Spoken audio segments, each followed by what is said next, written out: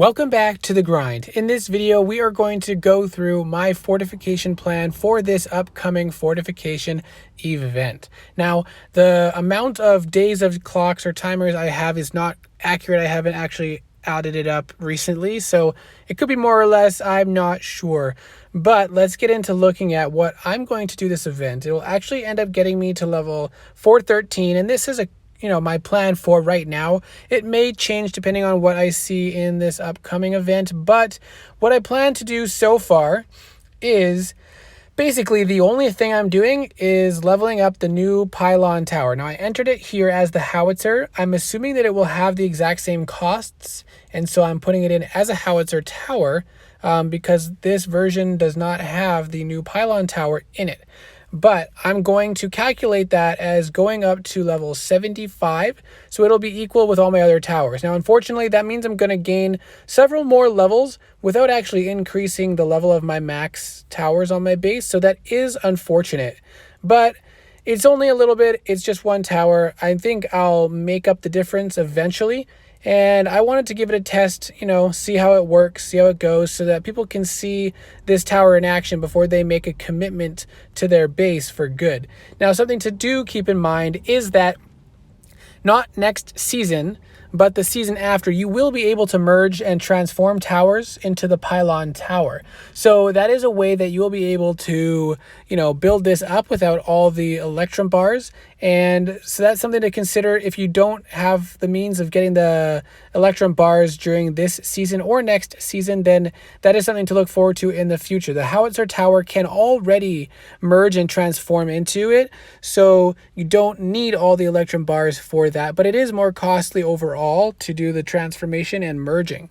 Now, also remember that there will be a specific branch for this new tower in the following season, so it will be a way to get Electrum bars. Now, it is just an Electrum bar branch, so you can use those to work on the howitzer or this new Pylon tower.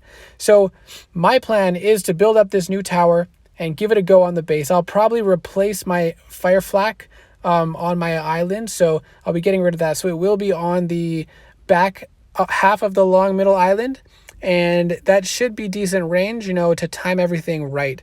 And we'll test it out and see how that goes.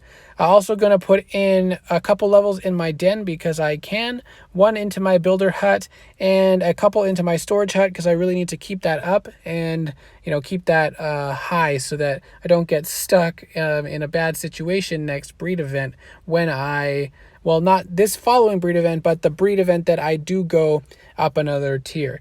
So otherwise, I'm just putting a few levels into each of my farms and mills, and that'll be about it. It'll get me all the way to 6 million points. I don't know if I want to push it up any higher than that, but we'll see how it goes, depending on if I really want to get that 8 million or 8.5 million prize. I might end up pushing for it if I have the means to do so. And if I do, I'll just probably level up like my dark flak and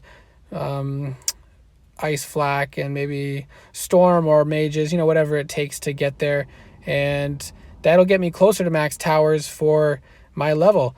And so that's really it for my plan this season. So as I mentioned, I'll probably be putting this new Pylon tower in place of my fire flak. So right here on the front part of this back half, Island 4, and I'm assuming that it will have about the same range as the fire flak. So as soon as the dragon gets to the front part of this island, it'll start making its attack. And remember, the super shot is a little bit longer range. So I'm hopeful that in this position, it will actually time it perfectly for the howitzer hit.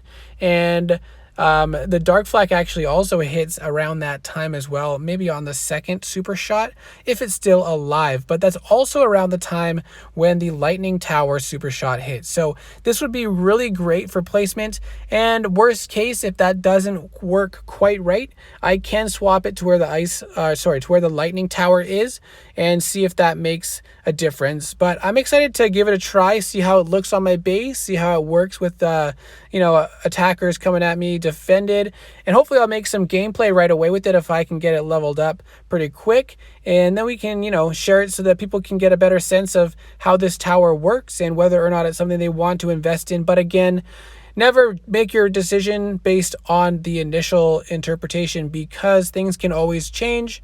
New dragons will be coming out that will likely be able to manage it, and who knows, if PG thinks it's too strong, they will just go ahead and make it worse. And my biggest fear is that I put all this time, effort, and resources into leveling it up, making videos, and then they go ahead and make some changes that makes the tower suck. But worst case, I'll just transform it into something else, and you know, at least it was me that paid the price and not everybody else. So I hope this video was helpful. Keep an eye on my channel for videos in this coming week to see how this new pylon tower works, and I will see you in the next video.